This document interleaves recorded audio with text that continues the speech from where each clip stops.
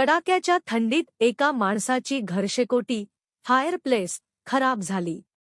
त्याने ती दुरुस्त करण्यासाठी मेकॅनिकला बोलावले. तो लगेच आला. अर्ध्या तासाच्या आत शेकोटी पुन्हा पूर्वीसारखी काम करू लागली. मग त्या मेकॅनिकने त्या माणसाला $200चे बिल दिले. हे काय? घरमालक रागाने उद्गारला. तुला शेकोटी दुरुस्त करायला काही वेळच लागला नाही. तू फक्त एक छोटा भाग बदललास.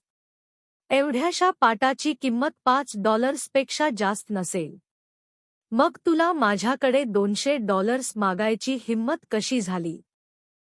मेकॅनिक खांदे उडवत म्हणाला, मी तर या पाटाचे फक्त $2च बिलात लावले आहेत.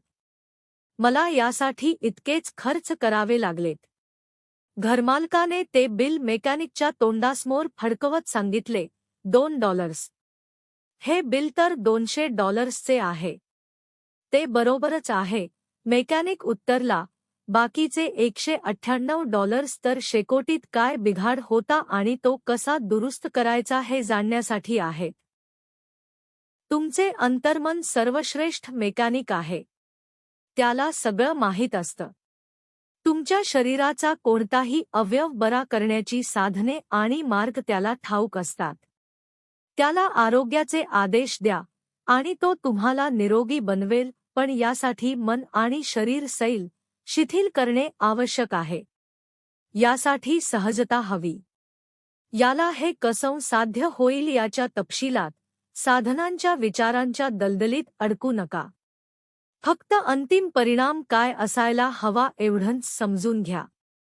तुमच्या वेळेचं सुखद समाधान अनुभवा, मग ती समस्या आरोग्याची असो, पैशाची असो वा वैयक्तिक नातेसंबंधाची.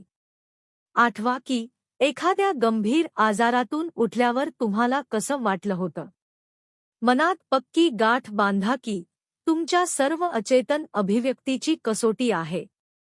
तुमच्या अनुभूती, भावना, तुमचा नवीन विचार हे सारं जणू चर्मसीमेला पोहोचलं आहे, पूर्ण झालं आहे असं स्पष्टपणे अनुभवा. भविष्यात घडणारी एखादी घटना म्हणून नव्हे तर अगदी या क्षणी तो विचार वास्तवात साकार होत आहे असं माना.